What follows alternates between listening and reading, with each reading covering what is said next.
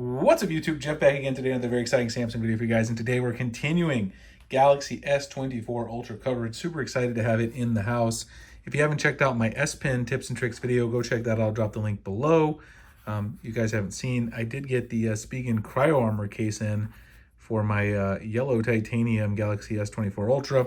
I also have the UAG case back here, which I'll be reviewing very soon as well. So if you want to see some case reviews, make sure you stay tuned to the channel for that. But today, we'll be doing the first things you should be doing with your Galaxy S24 Ultra. This is going to tell you basically all the things you should do to set up your phones, all the stuff I do at the beginning to set up my phone. So that's what we're going to be getting into in this particular video.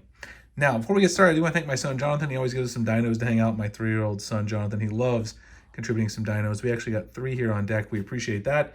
Also want to remind you, if you haven't ordered a Galaxy S24 device yet and you're planning to, we do our mystery boxes on the channel. If you order through my link, you can submit the verification form and get a free mystery box with a case, cleaning kit, desktop phone stand, some other randomly assorted goodies that we put in there. This will be open until January 31st, so if you're interested and you want to buy one of these devices, get a little extra bonus on the side from us.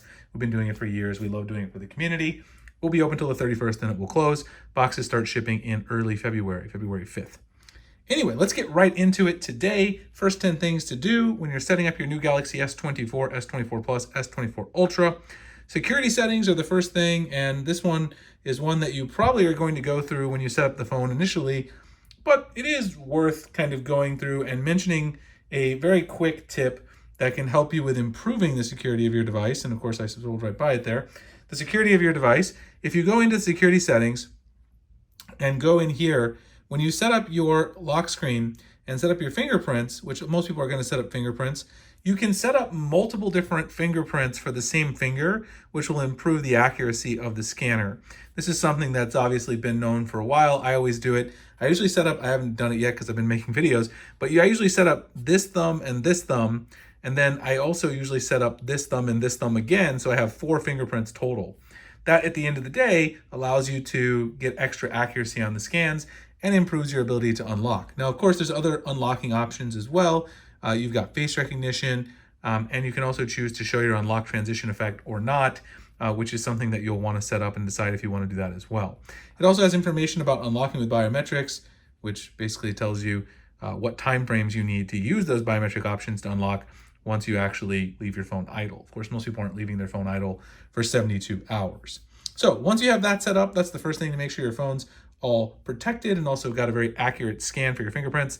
Next is the navigation settings. So if we go back to the settings up here and scroll down to where it says display, you will find your navigation. So if you go down here, go to navigation bar, you'll see here that you've got 2 choices, either buttons or swipe gestures. So you kind of need to decide, are you going to use the buttons, which is the traditional 3-button navigation here at the bottom, or the swipe gestures?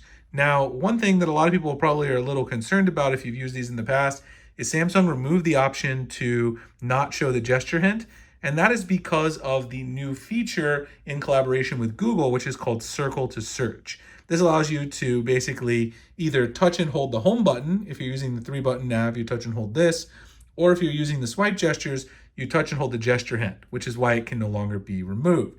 And basically the way this works is if you have Circle to Search, if you're on a website or you're on your home screen or whatever, you can long press on this gesture hint down here, and it's going to bring up the little Google box. You circle whatever you want with your finger or your S Pen, and then it's going to search the web for it. Overall, it does a pretty good job of returning information, although it does think this is an S23 Ultra. This was an early render of the phone that I put on my website for the mystery boxes, but it does a pretty good job, and it's a pretty cool feature. So you definitely want to make sure that that's enabled. And in addition to that, decide which of these 2 options you would like to use, either the gestures or buttons. I personally prefer gestures, but if you've been using nav buttons for a long time on Android, you may want to stick with it just because it is familiar to you.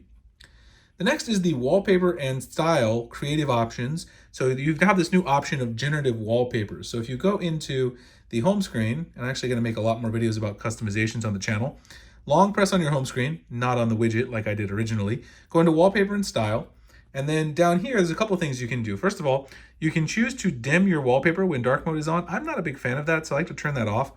You can also customize your color palette in here, which is nice, which you can do, independent of doing other things like Samsung's own theme park options. You can just color it from the wallpaper. And you can choose this nice gold theme, which matches the stock wallpaper that Samsung has on here from the get-go. But the other thing you can do is if you go into change wallpaper, there's a couple of great options in here that you can enable. And down here inside creative, you'll notice that for creative wallpapers, you can get some generative options, and you have a couple of different ways to go about doing this. You pick a category.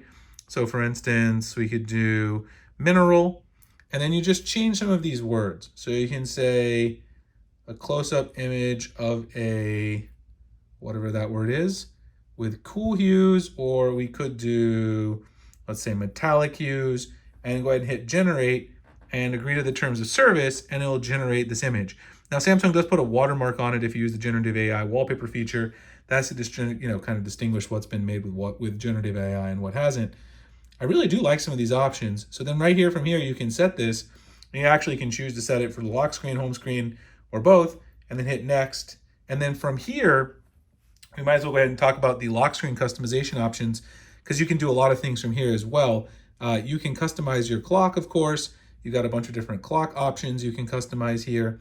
You can choose actually the colors of the clock down here. They're auto set by the color of the wallpaper. You can choose if you want your icons to show up here and how you want them. You can actually move these around.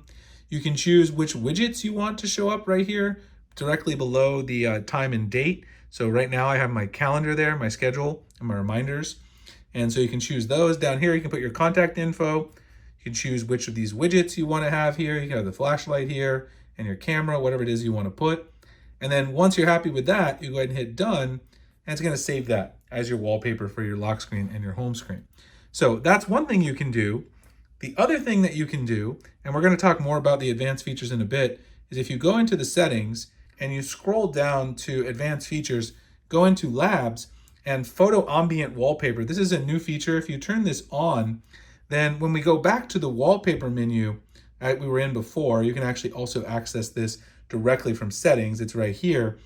Down here where you go to change wallpaper and go to creative, you'll now see lock screen only photo ambient. You can tap on this, and then it will show your advanced intelligence changes your wallpaper based on the time and the weather. So it works best with outdoor photos. Obviously, it's probably not going to work the best with this particular photo that I have here, but basically what happens is when it's dark outside, it's going to show it as dark. When it's raining outside, it's going to show rainy or fog. And then also if you had snow or something like that, that would actually show on the lock screen. And also check out the awesome transitions between the lock screen and the actual always on display now. Now, another thing about that as well that I wanted to mention, and I'm probably getting a little bit off of my list here. I just showed you the lock screen customization. But if you go into the settings now and go down to the always on display, which is under lock screen and always on display here, you'll actually find that under the always on display, there's the choice to show the lock screen wallpaper or not. So this is something that the iPhone introduced with their always on display to show your wallpaper with the always on display or have it completely black. So if you don't like showing the wallpaper like I have enabled here, you can go ahead and turn this off, and that will allow you to then obviously have the wallpaper not shown. Save some battery life, of course, so that is something to consider. You can also choose to have your always on display turned on as a schedule, so you don't have it on at night while you're sleeping, turn it off at night while you're sleeping, and then turn it right back on during the day, so your always on display is good to go for your workday. All right, so next is the additional display settings. So let's go back here into settings, and let's go into display. And there's quite a few other settings here you want to take a look at. Adaptive brightness, something I like to leave on, but if you like to save battery, you can leave that off and turn it down. Motion adaptive smoothness, this makes sure that you get the full benefit of that 120 hertz refresh rate, but it also does save some battery life to turn it off, but I highly recommend including that because it really improves your experience when scrolling things like Twitter and Instagram. Eye comfort shield for when you don't want so much blue light at night. Adaptive color tones, kind of like the iPhone's True Tone. I'm not a huge fan of it, but some people are. You can change between vivid and natural if you want a more natural color tone, and also the white balance. There's also advanced settings in here where you can play with the RGB settings. I wouldn't recommend that unless you're really like a color science nerd. Font size and style, I always adjust mine down a little bit. Don't really like the bold font. I will show you guys how to get custom fonts later on in another video if you subscribe to the channel. Screen zoom, screen resolution, full screen apps, camera cutout. You can turn the camera cutout on or off if you don't like the camera hole. The screen resolution is set to FHD plus by default. So I recommend turning that up to QHD plus to get the full benefit of your display on your S24 Ultra, but it does also increase some, battery consumption. Screen timeout, I leave this on 5 minutes for videos, so if I'm talking and the screen is on, it doesn't time out, but obviously I would recommend leaving that on 30 seconds to 1 minute. You can play around with the edge panels, which do still exist. Some people were telling me that they thought the edge panels were gone. This little handle here is the edge panel, and it does still exist. So there's edge panels there, the app edge and all that stuff. Navigation bar we talked about. Accidental touch protection is great if you have it in your pocket or purse, etc. Touch sensitivity, enable this if you use a screen protector, but otherwise I wouldn't worry about it. And then this, of course, shows you information about charging on the always-on display, which I really enjoy, of course. So that's a nice option. You decide which of those you want to leave on or off. Obviously, if you don't use the screen protector, the touch sensitivity is not really necessary. Motions and gestures, this is something down in the advanced features. So if we go back into settings again, and then go down to advanced features, there's a lot of cool stuff in the advanced features here. Motions and gestures, turn on the double tap to turn on, double tap to turn off screen. I think they're on by default. Mute with gestures. So what this allows you to do is you can put your hand over the screen if you have an incoming call, or turn your phone face down, and then that will mute. So if you have your phone on ring or vibrate or something like that. Palm swipe to capture. You can move your hand left to right across the screen to capture. Not really that necessary now that we have the quick button screenshot features on Android. Lots of other ways with the S Pen to take a screenshot. Now lift to wake is really up to you. Decide if you want to use that. I particularly don't like lift to wake, but you certainly can use it if you wanted to. It's not something I use. If every time you lift up your phone, it's going to wake it, and that also does drain quite a lot of battery life. That one actually will drain substantial battery life, so keep that in mind. The next one, turn on or off the advanced intelligence feature. So you kind of have to decide here, which of these things you want to use inside the advanced intelligence. So if you scroll down again to advanced features and then go back here, you'll actually notice that when you go here, the very top is advanced intelligence.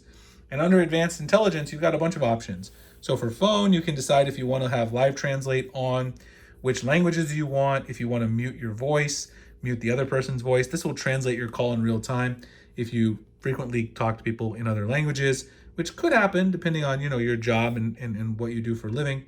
You can also choose inside call settings. Another thing that I have on the list is set up text call, which used to be called Bixby text call. What this lets you actually do is screen your calls, lets Bixby screen the call for you, can answer it, ask who's calling, get information. It'll show you the information on the screen. You can read it. You can choose different voices, which you can download. The speech rate, which is actually new. You can even create a custom voice by recording your own voice, so it kind of sounds like you're actually answering it. It's kind of creepy. I did a video tutorial of that when it first came out, and it's a little weird. Quick responses is probably the most useful.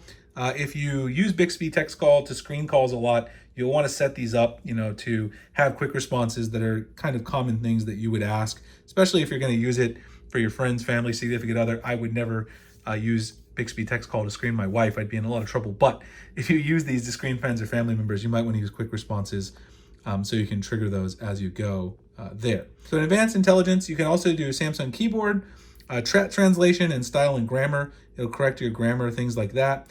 You can also choose for all these different options to process the data only on device. You guys probably noticed that.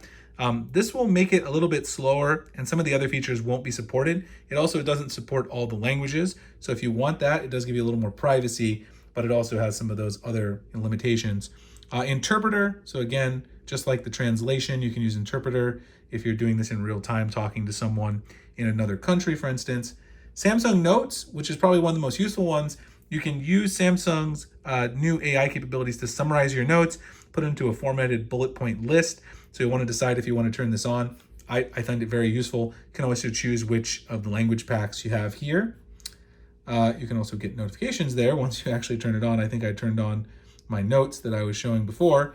And see, once it does that, it makes it so that it jumps right into the menu. So you have to go back twice. I'm just now getting used to it. Voice recorder. This also is another AI feature which will take your voice recordings and automatically format them into a text document with all the relevant information, make a bullet pointed list and all that kind of stuff as well. And again, you've got to go back. It takes you right back to the application, and then you can hit back again. Samsung Internet, browsing features, summarize or translate for web pages. Photo editor, we looked at it earlier here. This is generative edit, which basically allows you to fill in things in your image. You can make very creative things, rotate an image and then fill in the rest of it with the background or landscape.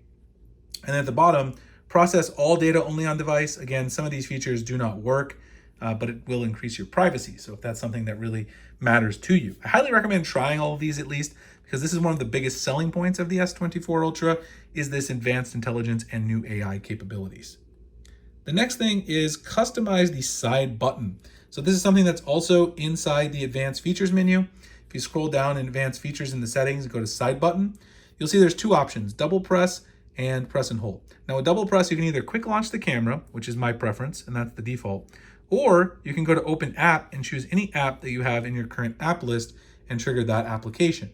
With press and hold, you definitely want to change this one because most people do not want to wake Bixby because you might not use Bixby that often. You may use Google Assistant or something. You can choose this to press and hold changes from wake Bixby to power off, which will then allow you, if you press and hold the power button, to turn off your phone, restart it, reboot it, all that good stuff. So that's definitely one I would recommend changing. Accessibility settings to change the touch and hold delay. Now this is a very kind of esoteric one. So if you go into the accessibility settings in settings and you scroll down to interaction and dexterity, you'll see there's this option under touch settings called touch and hold delay.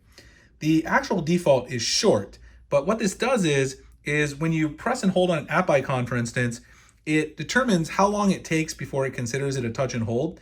I like to turn it to very short because it's just a little bit shorter time, and I find it to be sufficient. So when I touch and hold, you see it's a little bit shorter time that it takes for it to pull up the touch and hold menu on the app. So this is something you can play with and see what works best for you. I find taking it from the default, which is short, to very short is the best option for me personally. Next one is change the app grid size. So this is something you can do from the home screen. So you can long press on the home screen, go down here to settings. You can actually change the home screen grid here. I change it to the maximum size grid, which is 5x6. The default, I believe, is 4x6 maybe, or even 4x5. It's definitely not as wide for me, and I like to have a little more information on my home screen, especially when I start adding widgets and other customization later on down the road. You can play around and see which options kind of work best for you. The other thing I recommend doing from here is going down here where it says, there's a couple of options. Swipe down for notification panel. This will allow you to swipe down anywhere on the home screen to get your notifications. What I mean by this, of course, is that you can swipe down anywhere like this and you'll get your notification panel and it'll just bring them down. Makes it a little bit easier for you to work with. And then the other option inside here, inside the settings on the home screen, is if you scroll down, there's an option to add new apps to the home screen. This is actually turned off by default on the model I have, but some models will have this turned on. It'll add all of your new apps that you download from the Play Store directly to the home screen. Now this clutters up my home screen. I'm not a huge fan of it, so I always recommend making sure this is toggled off. And so that's a couple of things here that I put there. Moving or rearranging apps. So this is specifically, I did the text call already as well, get that out of the list. This is specifically for those of you who are coming from an iPhone. You may know that on an iPhone, when you want to touch and hold an app and move it to another page on your home screen, it's a little difficult, and also you can only do them one by one. Samsung makes it really easy to do this. This is a tip I always like to show people coming to Samsung devices from the iPhone. If you want to drag an app, you can touch this, go select as many applications as you want, and then long press again, and it takes all of those apps and bundles them together, and then you can move them over wherever you want. And so I can do this again, select all three, long press again, and I can drop them and move them right back to where they were. This is an absolutely phenomenal feature for organizing your home screens. I think Samsung and Android are best at organization, customization, making sure your phone looks exactly the way you want. And it's something I think that most iPhone people usually find pretty enjoyable. My last tip, which is actually a jumping off point for future videos I'm going to make on the channel, so make sure you subscribe if you want to see them, is to download Samsung's Good Lock application. Now, Good Lock is downloaded from the Galaxy Store, not the Google Play Store, but the Samsung Galaxy Store. Just search for Good Lock. Good Lock is an application that enables a bunch of customization features. This is made by Samsung themselves. Good Lock Labs is a software division inside Samsung, and it enables tons of other customization options like custom icon packs, customize your S Pen menu, other wallpaper options besides what I've shown here, customize your keyboard effects and colors, customize your nav buttons, customize some of your home screen grids and recent app grids, more clock faces for the lock screen, change your quick setting colors, and edge lighting effects plus options. I will be showing these in a future video, so make sure you subscribe to the channel if you're interested. Anyway, hope you guys enjoyed this video. It's always a pretty long one, but I also think it's probably pretty useful for people coming to Samsung from other devices, and I really hope that's the case. Subscribe if you enjoyed the video. Lots more S24 Ultra content, reviews, tutorials coming up. Again, if you want to get Galaxy S24 device, you haven't yet, use my link, submit the form, you get a free mystery box from us. They start shipping February 5th. Appreciate you guys checking out this video. I'll see you in the next one. Thanks a lot.